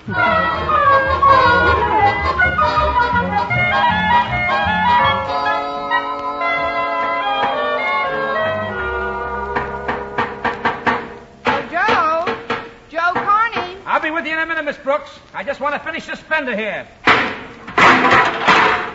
That finished it. Is my car ready, Joe? Your car? Mm-hmm. Let's see. What did you bring it in for last? One of the headlights needed a new bulb. Oh, yes. Step into the office here a minute, will you? I'll get the sheet on that car. Have a seat, Miss Brooks. Thank you. Should be right here in the desk. Was that a Nash, Miss Brooks? 1935 convertible? Yes, a late 35. Though it wasn't a convertible until I tried to go through a railroad crossing with the bars down.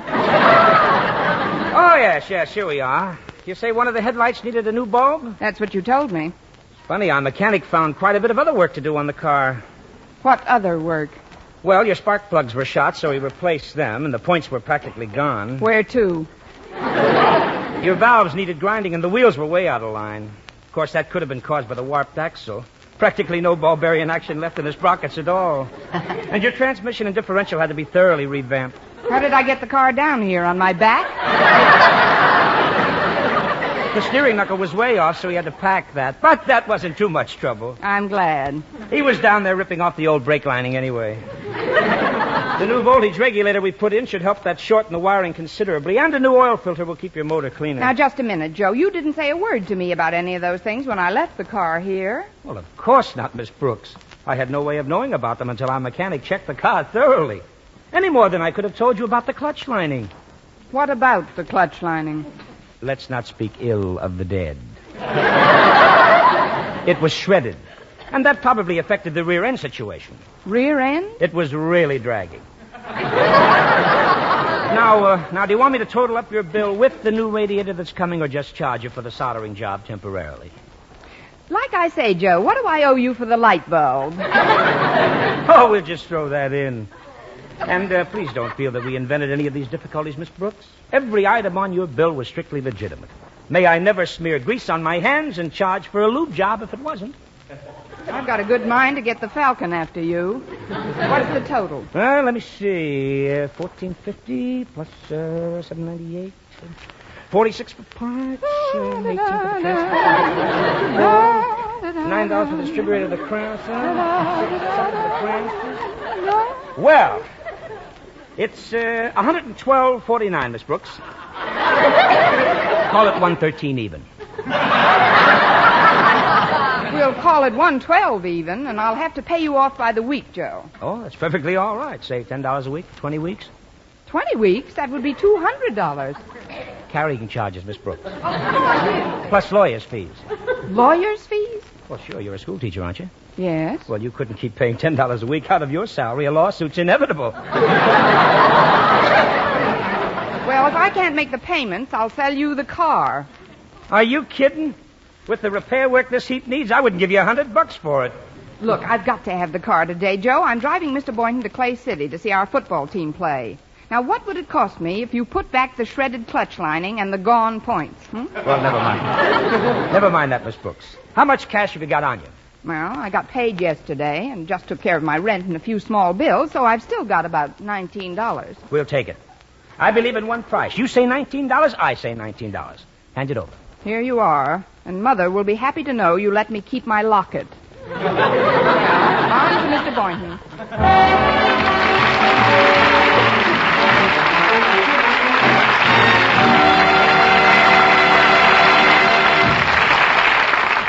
Our Miss Brooks, starring Eve Arden, will continue in just a moment. But first, here is Vern Smith with an important announcement. Palmolive Soap is giving away prizes worth $67,000. A grand prize of $25,000 in one lump sum, or $100 a month for life. And that's not all. There are over 2,000 prizes in Palmolive's big treasure chest contest. Ford sedans, Westinghouse laundromats, Fromm Silver Fox scarves, Toastmaster toasters. And it's easy to enter. Complete the last line of this jingle. A fresher, brighter-looking skin is something I would like to win. I'll get Palmolive soap today. Da-da-da-da-da-da-da-da. Write your last line on a plain sheet of paper or use an official entry blank giving complete rules obtainable at your dealers. Include your own and dealer's name and address. And mail with the big word Palmolive from the front of the wrapper of one regular and one bath-size cake of Palmolive soap to Palmolive, Box 92, New York 8, New York. Now, here's the jingle once more. A fresher, brighter-looking skin is something I would like to win. I'll get Palmolive soap today. Da-da-da-da-da-da-da. Mail your entry to Palmolive, Box 92, New York 8, New York. But hurry, contest closes soon. Get Palmolive soap for a lovelier complexion. Remember, doctors prove Palmolive's beauty results.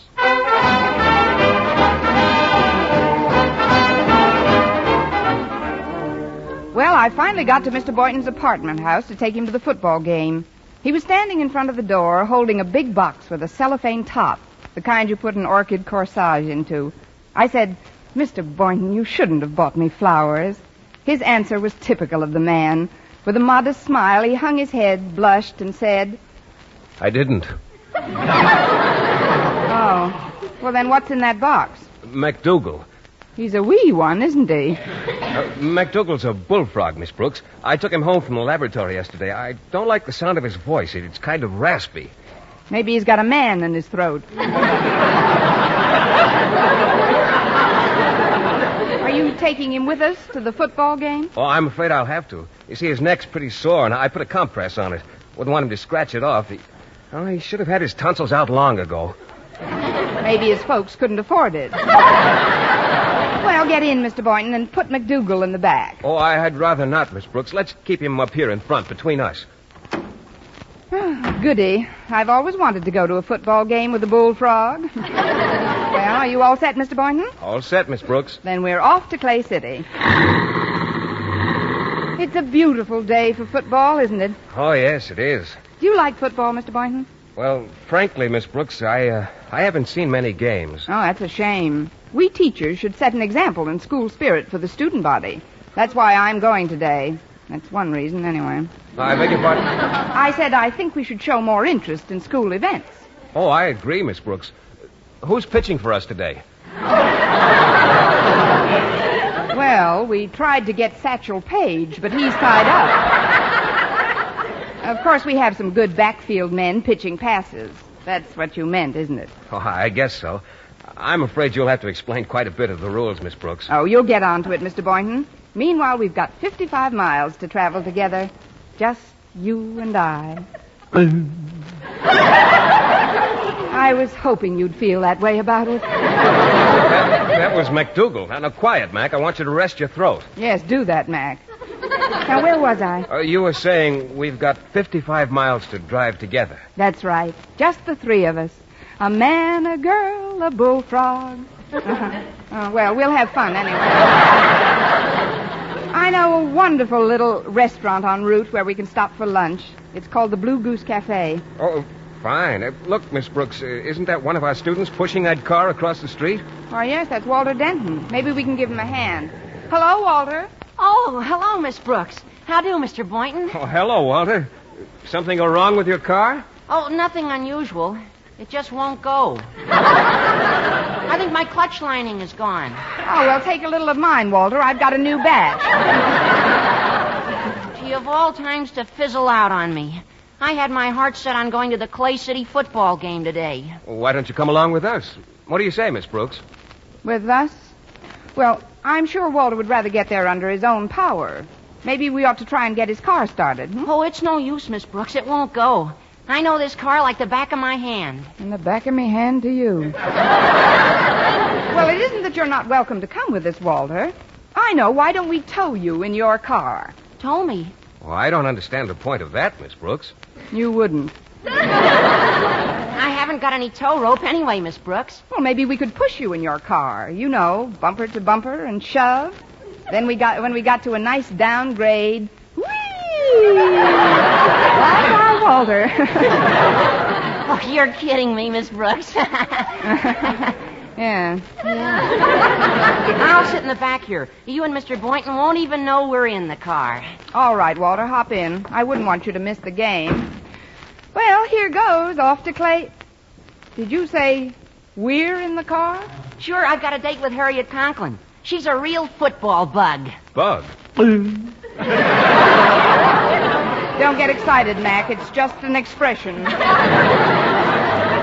She'll be waiting in front of her house, Miss Brooks. It's just a mile or two out of your way. Naturally. But we'd better hurry if we want to have some lunch before the game. Hang on. Turn right at this corner, Miss Brooks. You better slow down for it. Look out for that milk wagon. Boy, that was close. Oh, are you still in the car, Walter?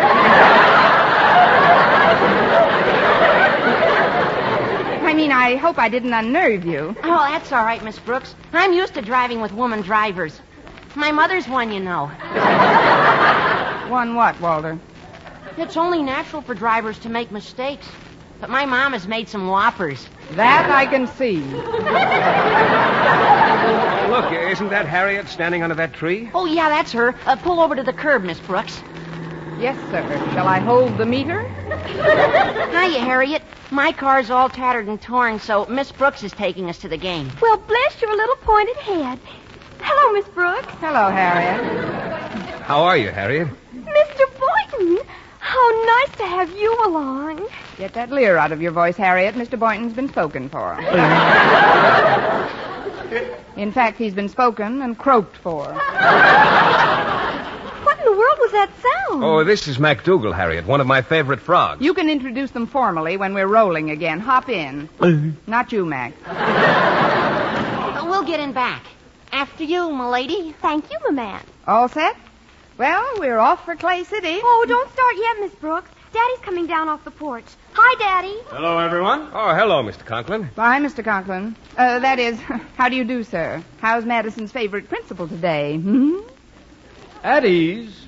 I was just reading about the game with Clay City High. Should be quite a contest. Oh, yes, sir. That's where we're going today. At least we're starting today. Denton, must you sit so close to my daughter? I'm not sitting close to her, Mr. Conklin. She's sitting close to me. I'm over as far as I can get. I've got to pin him down, Father. Walter's the elusive type.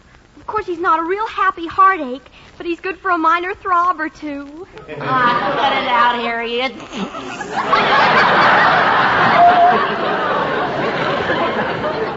Oh, stop those nonsensical noises. Now, there's quite a bit of work I could do this afternoon, filing reports to the Board of Education and so forth. You have a nice day for it, Mr. Conklin. Well, we'd be getting along now. But I got to thinking. Conklin, I said to myself, or rather, Mr. Conklin, I said, you haven't seen a football game in a month of Sundays. Let's take in this Clay City game. Then you mean you're going along with us? That's just super, Daddy. Isn't it, Walter? Yeah, super. Well, it'll be a pleasure to have you along, Mr. Conklin. Oh, thank you, Boynton. But what about you, Miss Brooks? It's your car. How do you feel about my coming along? Just ginger peachy, Mr. Conklin. Well, let's get started if we're going. It's getting kind of late, and we want to stop. I won't be any time at all. I'll go back to the house and ask Mrs. Conklin to speed things up. Mrs. Conklin? Yes. She's been out in the yard all morning planting, and she's quite dirty. I'll tell her to hurry with the bath and not fuss much with dressing. Well, tell her to slip on anything, Mr. Conklin. A loose rug will do.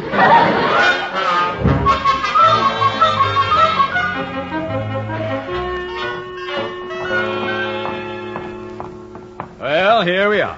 Sorry to keep you waiting. Hello, Miss Brooks, Mr. Boynton. Hello, Mrs. Conklin. How are you, ma'am?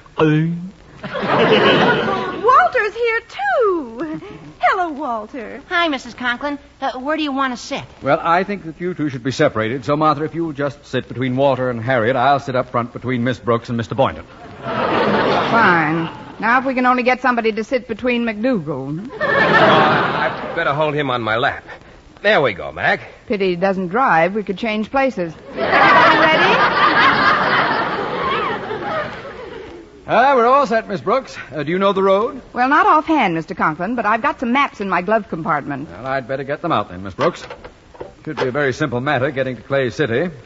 Let's see here. Route 68 into 44, then west. No, it's east, I guess it is, on 106. Well, what are you waiting for, Miss Brooks? For the directions, Mr. Conklin. Oh, I'll give you those as we go along. Just start her up. Well, we're on our way, Harriet. Oh, isn't it fun, Walter? Please, children, you're squeezing me. It should happen to both of us.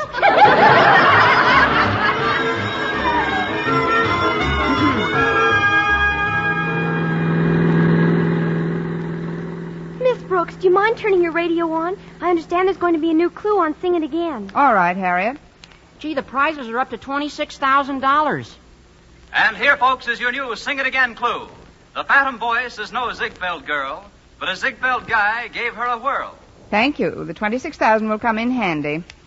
Who do you think the phantom voice is, Miss Brooks? Well, if I knew the answer to that, Harriet, I'd be able to walk right up to your father and say... Yes, Miss Brooks? Hello, Mr. Conklin. We've been going quite a while on Route 68. Shouldn't we have switched over to 44 by now? Are you questioning my directions, Miss Brooks? Well, no, Mr. Conklin, but... I was a major in the last war, you know. And as such, spent considerable time in command of a transport group at Camp Bobrick, Ohio. I'm sure we're on the right road. And the caissons go rolling along. Oh, you have quite a voice, Mr. Conklin. Oh, thank you, Boynton. I did a bit of singing round the barracks now and then. Yum tum tum tum tum tum tum tum tum. Oh, that's very cute, Mr. Conklin. Oh, that was Mac, wasn't it? He must be hungry, Mr. Boynton. I know I am. Shall we stop for some lunch at the Blue Goose? Well, where's the Blue Goose, Miss Brooks? Well, I haven't been there since I was a girl, but... Gosh, Miss Brooks, do you think it's still standing? Now, just a minute, Walter. How old do you think I am, anyway? Oh, I'd say you're about... Of course it's still standing. There's only one place to go if you want a delicious luncheon. That's the Pink Flamingo. Oh, where's that, Osgood? You never mentioned it in front of me before. Well, the last time I went there, I was with a bunch of the boys. Are you sure you can find this Blue Goose, Miss Brooks? Yes, I think so, Mr. Conklin. Let's see, where are we now? Well, there's a signboard over there, Route 118. Funny, that isn't on this map at all. You'd better bear left at this fork, Miss Brooks. Very well, Mr. Conklin, but I don't think we're on the right road. This hill ahead of us is pretty steep. I hope the motor doesn't heat up too much. This radiator's just been patched temporarily. Well, up we go. Over hill, over down, and the caissons go. What was that? The caisson stopped rolling. At least this one did. I'll get out and look at the motor. Keep your seat, Mr. Boynton. As head of a transport battalion, I had considerable to do with motors during my tour of duty. Let's see. Nothing wrong with the tappets. Radiator's still in one piece. Hand me a hammer, somebody. There are some tools under this seat, I think. Oh, here, let's get out. Here we are. Here's a hammer, Mr. Conklin. Oh, thank you. Now we'll just tap this water pipe here. Oh, be careful, Mr. Conklin. Please, Miss Brooks. I know motors backwards. One more good tap should do it. That did it, all right. Well, let's get out and push, folks. We're off to the nearest garage.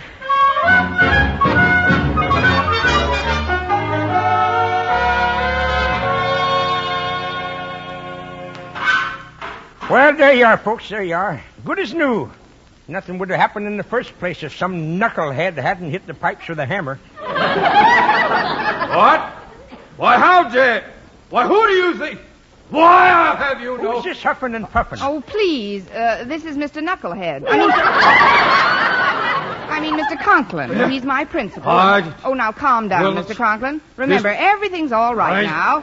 We're off to Clay City.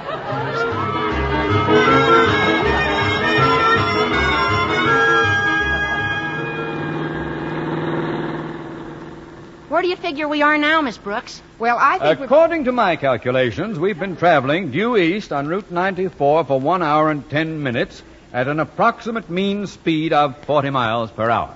Any tailwind, Mr. Conklin? Oh, look, we're coming into a town. Of course we're coming to a town. It's just as I figured. This is it. Miss Brooks, ask that pedestrian where the stadium is. What pedestrian? Hey, look where you're driving! Oh, that pedestrian. Pardon me. Could you tell us where the Clay City Stadium is? Well, I can't be positive, but my guess would be Clay City. Isn't this Clay City? No, this is Boonville. If you'd be kind enough to give me a lift home, though, I could show you where Clay City is. I live just a few miles from there in Flagton. Well, there really isn't much room. We've got 3 in front and 3 in back now. Well, it's not much of a ride from here. Perhaps I could sit on this gentleman's lap. What? Sit on my lap? Oh, better take him, dear. We've only got a short time if we want to see the kickoff. Oh, very well. Come on. I hope I'm not too heavy. Sorry, I'll change my position.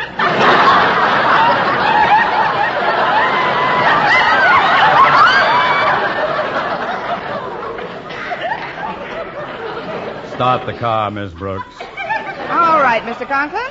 And this time we're really off to Clay City.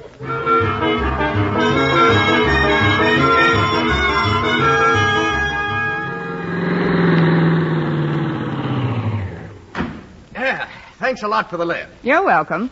Now, how do we get to Clay City from here? Oh, that's 29 miles back down the road. We passed through it on the way. What? Why, you... Yes, so long. 29 miles back? Why, we could have been... He said that it was only... Daddy, remember your blood pressure. His ears get awful red, don't they? Now, see here, everybody. We've got to organize this expedition. There's been no unity of command, that's the trouble. Everybody's talking at once. Shut that toad up, Boynton. He's not a toad, Mr. Conklin. MacDougall's a frog. A giant bullfrog with tonsils. Quiet, Miss Brooks. Now turn this car around and go that way, and don't stop going that way until I tell you to. Off to Clay City.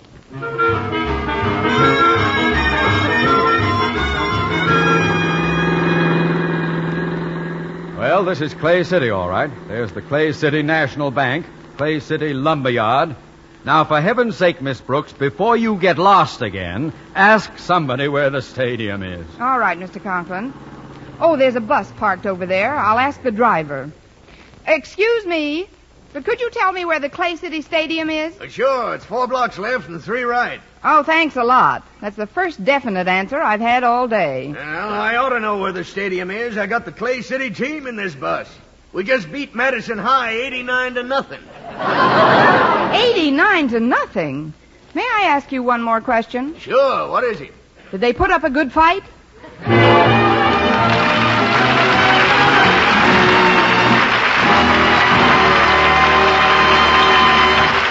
Eve Arden as our Miss Brooks returns in just a moment. But first, Dream girl, beautiful luster cream girl. Tonight, show him how much lovelier your hair can look after a Luster Cream shampoo. Only Luster Cream brings you Kay Daumit's magic formula blend of secret ingredients plus gentle lanolin. Gives loveliness lather even in hardest water. Glamorizes your hair as you wash it. Luster Cream, not a soap, not a liquid, but a dainty cream shampoo, leaves hair fragrantly clean, free of loose dandruff, glistening with sheen, soft, manageable, gives new beauty to all hairdos or permanents. 4-ounce jar, $1. Smaller sizes, either tubes or jars.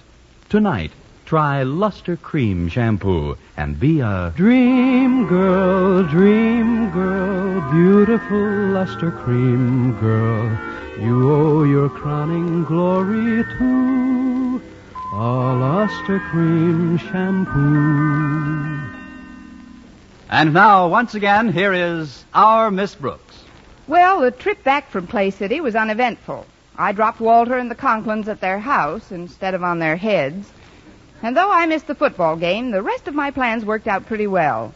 Mr. Boynton asked me to dinner, and without Mr. Conklin in the car, we had no trouble finding the Blue Goose Cafe. Dinner was delightful. The orchestra was playing softly, and Mr. Boynton turned to me and said, That's my favorite tune, Miss Brooks. Would you care to dance? Sorry, Mr. Boynton, but I promised this one to Mac.